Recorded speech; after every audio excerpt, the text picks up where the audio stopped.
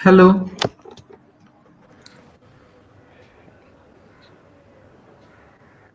Am I audible? Yes. Okay.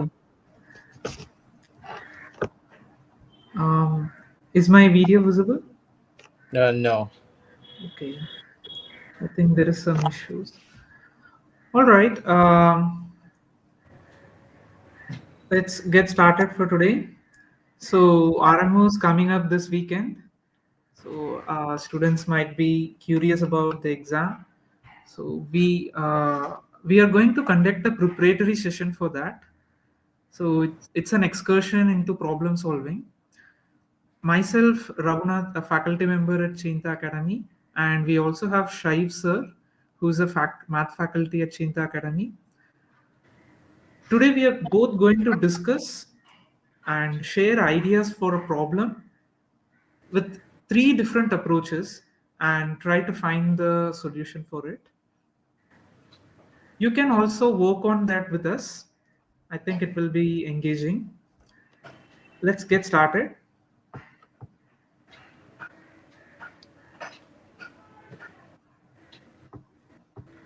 So this problem is from 2008 RMO, the first one.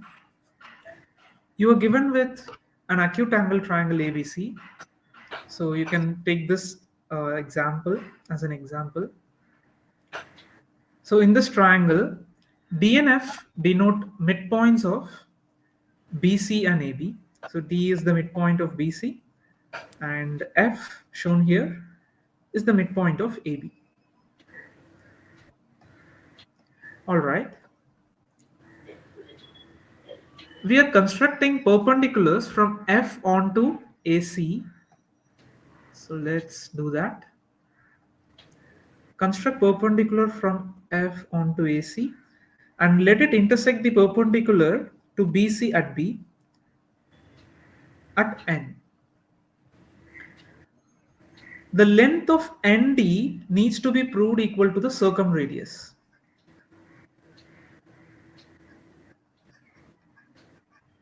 It is equal to the circumradius. Circumradius is the radius of circle that circumscribes the triangle ABC, that passes through all three vertices ABC. So we are going to prove that radius equal the length ND. All right. So I would immediately attempt it using synthetic approach, and I hope many of you might as well attempt it through algebraic ways like complex bashing. So that's why in today's class or today's discussion, we are going to discuss three different strategies. One synthetic and elegant solution that have some construction, and another is official solution, which is also a sort of construction based on construction, and third one complex bashing. So in complex bashing we make some assumptions like the vertices are on unit circle, so that will facilitate the computations. Let's then quickly get into the first strategy. So we already have the diagram drawn with us, and let's remember that ND should be proved equal to circumradius of triangle ABC. So first, you have BD equal DC. If ND is R, something is 2R. What is it?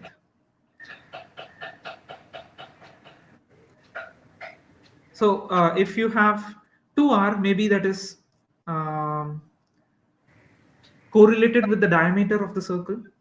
So that's why 2R is being sought for. Well, this immediately tells us if I extend Bn to a point B prime, so that Bn equal Nb prime, if I extend Bn beyond N up to B prime, so that Bn equal Nb prime, then by the midpoint theorem, I will have B prime C the double of length ND. It would be 2R. So maybe it's equivalent to proving B prime C equal 2R, or the diameter of circumcircle. We know some peculiar properties of diameter. What are they? One example, they pass through the center, and another, they subtend 90 degree on the circumference of circle, and they already have a 90 degree here. Maybe we just need to prove B prime are concyclic, right? So this is the equivalent statement. Framing an equivalent statement, an effective equivalent statement, plays a critical role in problem solving. You have to shape it in such a way that it aids your computation, right? So let's then think about the concyclicity.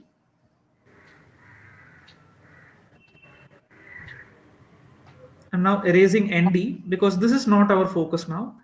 B prime C is our focus. What are properties that you can think about B prime? Well, it's the reflection of B about N. Anything else?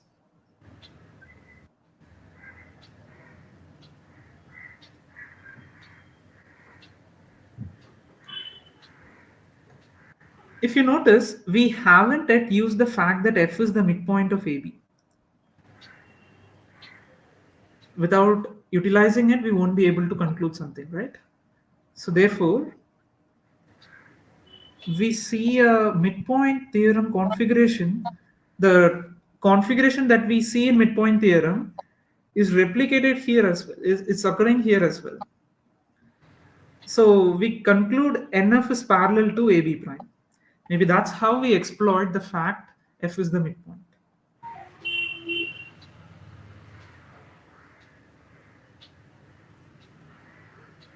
Right? All right, if it's parallel, some two angles are equal. So say the corresponding angles.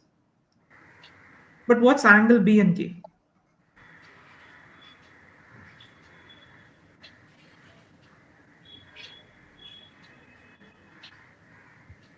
So let me highlight on that part. We see B and KC is a quadrilateral with angles at B and K equal to 90 degrees, right?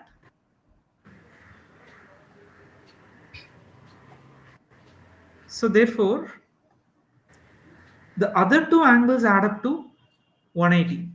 So angle at C is named as C. So angle at B and K will be 180 minus C. Angle at N would be 180 minus C. And therefore, angle at B prime will also be 180 minus C. You do the parallel condition. Okay. Now you notice A B prime B is 180 minus C, and angle ACB is C, right? Therefore, B prime lies on the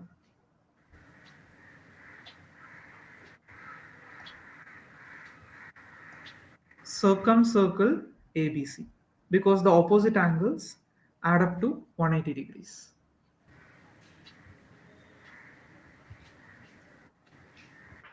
So that was a really nice Right? solution, Raghunath. But could you have noticed that NK is parallel to B prime A? That readily gives us that B prime AC is 90 degrees. Oh, how? So NK is NK is parallel parallel. to B prime A. Okay. Okay. And since NK is perpendicular to AC, so B prime A will be perpendicular to AC. So you have Oh, two right angles. So B prime C is the diameter of the circle. wow, that's immediate. That's Yes. actually like without even a single angle chase, Right. we You can did. immediately see that this is B prime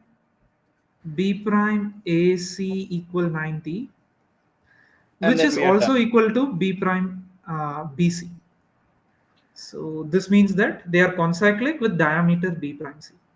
So diameter is 2r, twice the radius. So ND would be just r.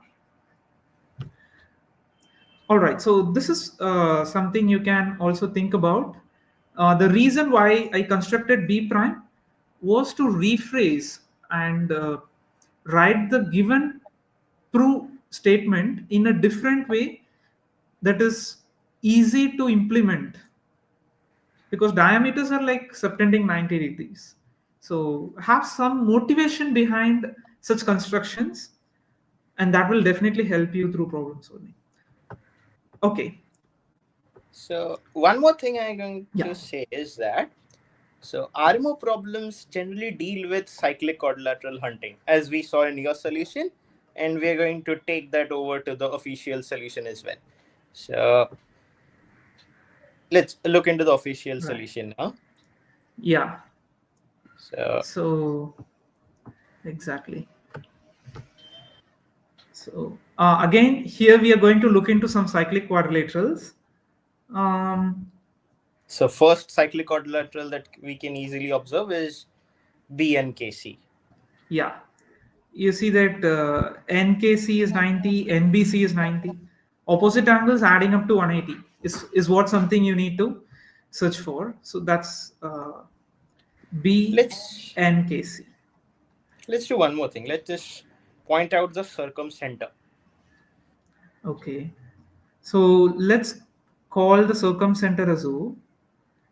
Yeah, And even we have alternate definition for circumcenter, right? yeah. So The intersecting point of intersection the of, perpendicular bisectors. yeah. So that means it will be here, a bit lower over here. Let us also try to connect ON. All right. So let me draw a better diagram.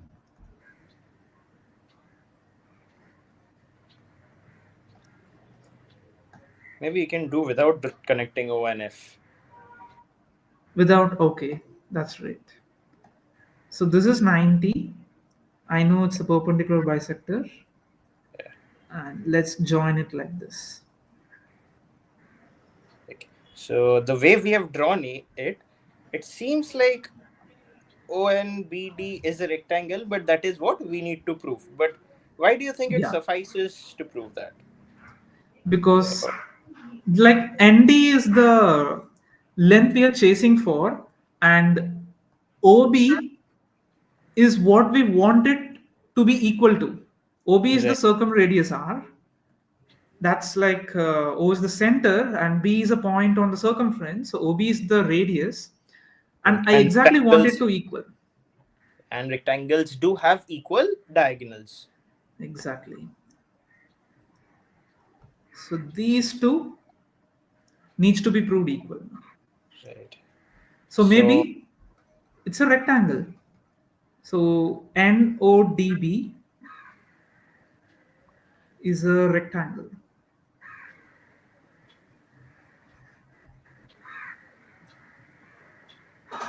Right. So in fact, they are congruent because we are required to prove ND equal OB, and the hypotenuse of triangles NBD and ODB are equal. They have a common leg, and the right angle is common. So by RHS, we need to prove they are congruent, which is equivalent of saying they form a rectangle. right. So And we already let's know think that about this. NP and OD are perpendicular to BC. So this gives us that NP and OD are parallel. And yeah, that's right. Right. Yeah, Now let us try to connect some points. Let us join ONF. yeah. In fact, I know that O lies on the perpendicular bisector of each side. Since Right. F is the midpoint, it will naturally be perpendicular to AB. So yeah, this is true. Um, and I think we can spot a cyclic quadrilateral here. OD um, BF. Right. ODBF is cyclic. So we found because out another side. OFB, yeah, OFB and ODB are 90. But look at our first comment. So BNKC was cyclic quadrilateral. We Right. didn't use that information much. So let us Yeah. use that. So Okay. we can say that B angles BNK and BCK, they're Right. supplementary. That's right. So this is C, and as we also looked into it previously, the opposite angle will be 180 minus C. Yeah. Okay. Now, what about angle OFB? OFB is 90. Sorry, FOB. So FOB, one second, let me use a different color. So FOB, So it's half angle at the center of the circle. oh right. So this seems a symmetric way of constructing angle AOB, which is divided by OF into two equal parts. Right. So this is the angle subtended by the chord AB at the center, and we know that is twice of the angle subtended at the circumference. So therefore, this is 2C because the underlying circle is the circumcircle of ACB. So therefore, the angle subtended at the center would be twice of C, that is 2C, and dividing that into two equal halves, we get just a C. Um, I will mark it as C. Oh, we already have 180 minus C here. So Right. So some this gives us another cyclic quadrilateral. so yeah. So this is adding one more point in fact to that cyclic quadrilateral Yeah. because FOB is common in both the cyclic quadrilaterals. See, from here FOBN is cyclic. We get that FOBN is cyclic. So If we get a we cyclic pentagon. yeah, exactly. So just interpreting from the 4 points, we get only 4 points. But notice FOB are common in the in the two quadrilaterals, implying FODBN is cyclic. So it forms a circle like this.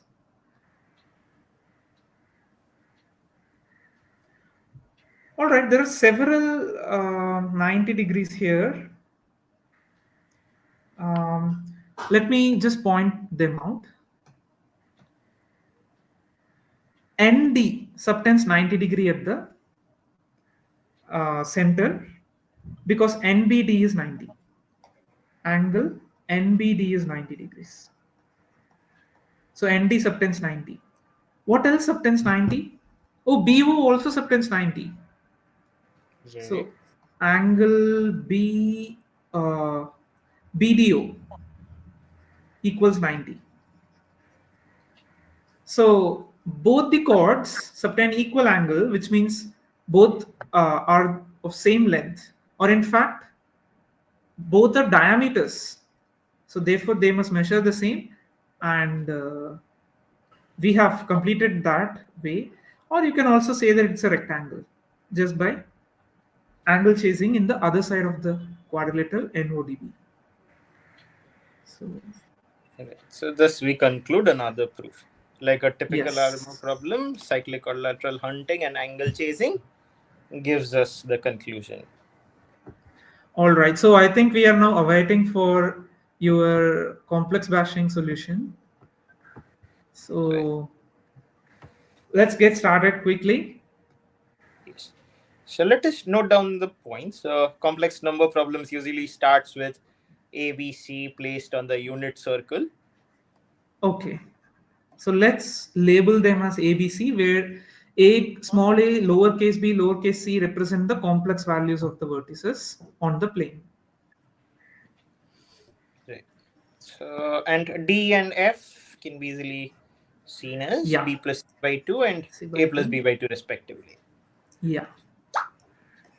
Exactly. Now, let us mention the general feat of the perpendicular formula for everyone, right? All right.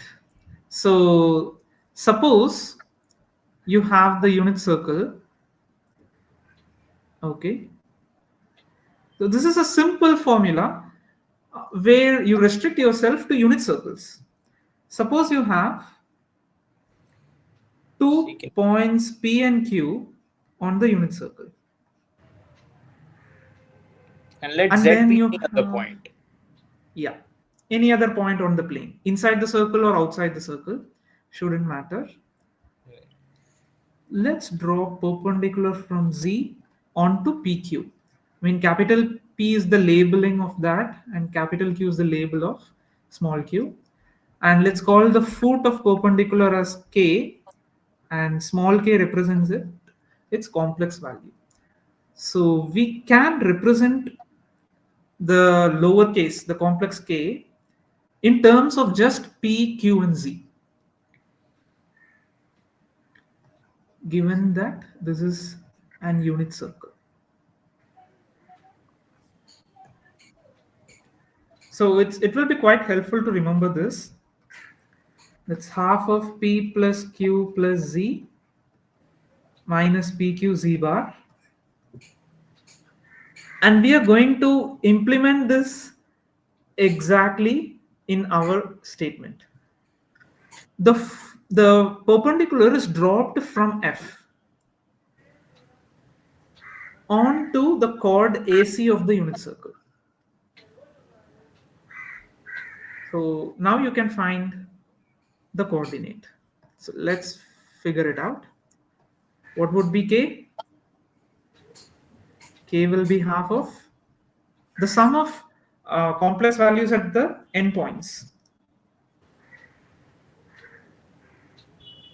That is A plus C. And the Z here will be F.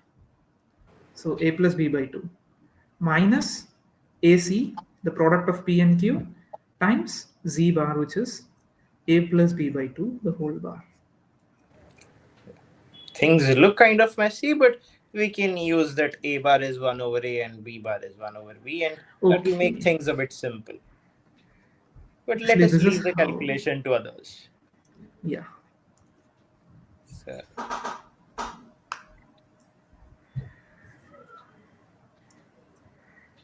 So thus we have the complex value for K.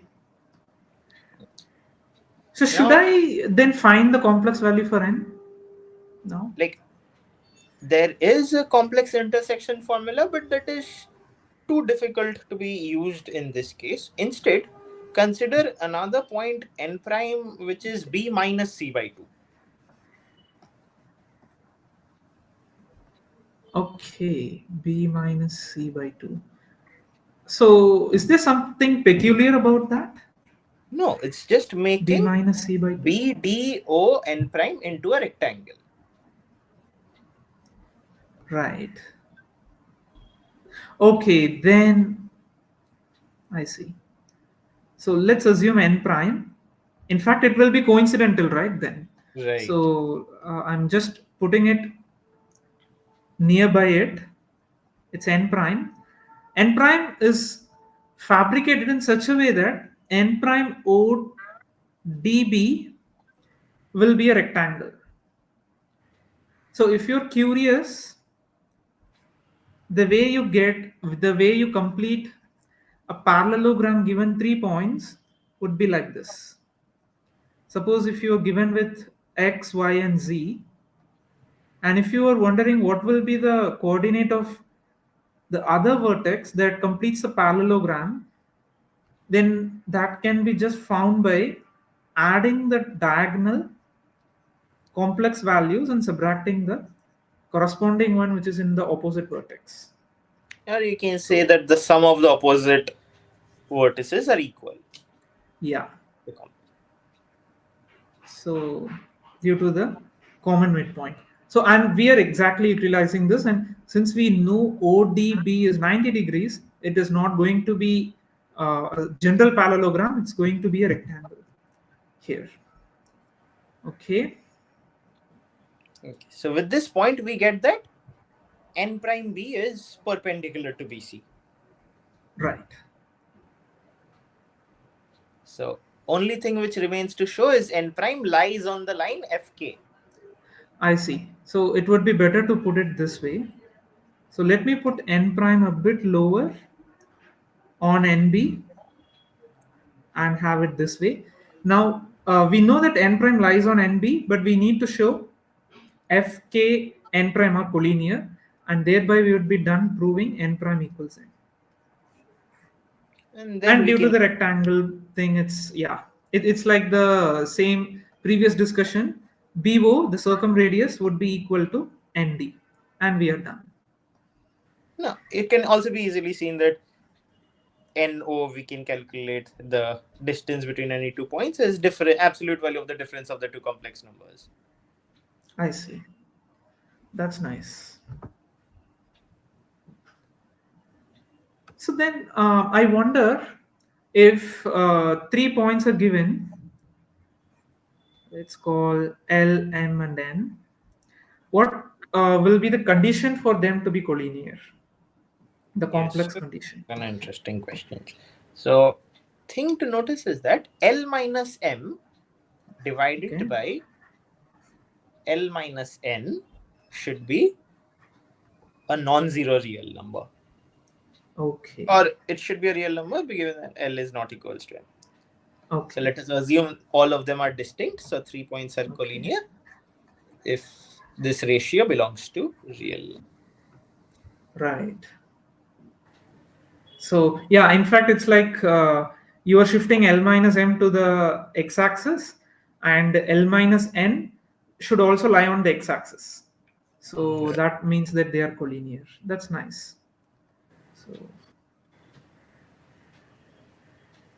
great. So I think this can be a great homework for the kids watching and everyone else who is watching this. Please compute the coordinate for k. I mean, it's computed here, but it's not simplified.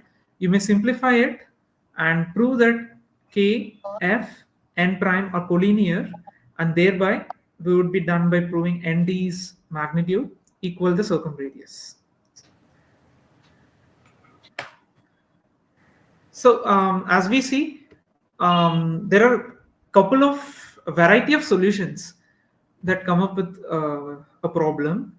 Students do not solve it in one way, and particularly for geometry, there are lot many possibilities. So even And official solution includes a solution using trigonometry. exactly, so I even appreciate complex bashing in examinations because they do not take much time to come up with. So they are great time savers, to But say. students try to be careful in using the algebra of complex numbers. Things can go a bit messy. Exactly. So, so that's all for this discussion. If you have any queries, please feel free to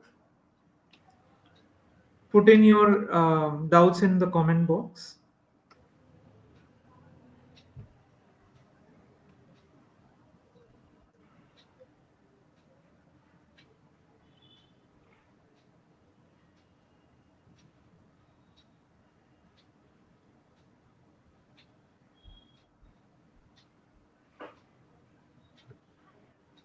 We will just wait for a few seconds, maybe.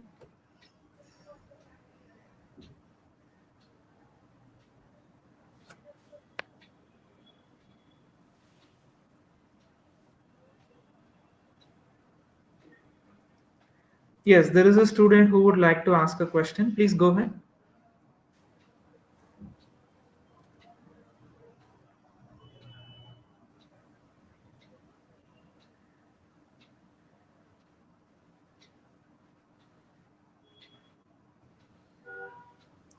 So a student asks what we can do to improve our geometry. So I would Okay. say problem solving. Not only that, you should also work on seeing solutions initially.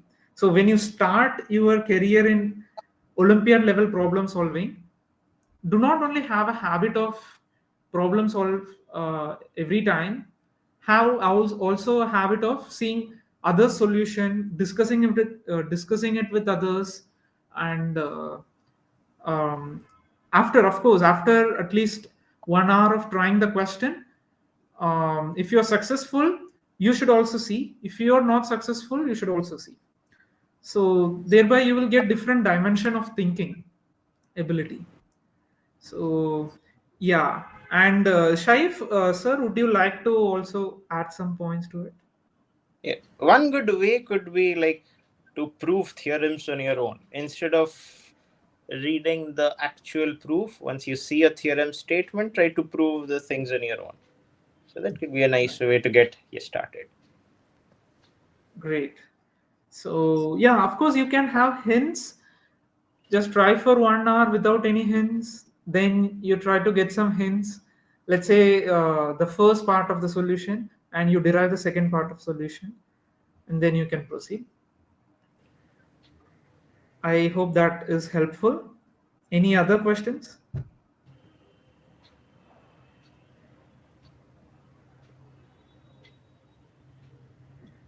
You may follow the book by Ivan, Euclidean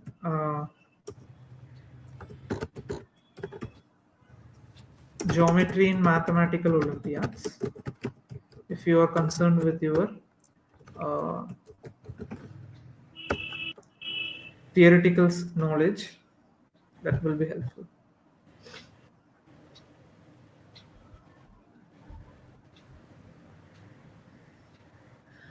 All right. I hope there are no more doubts. We will stop out here then. Thank you, Shaif sir, for joining, and the students. Thank you, All Ranga. the best. All the best, everyone. Bye.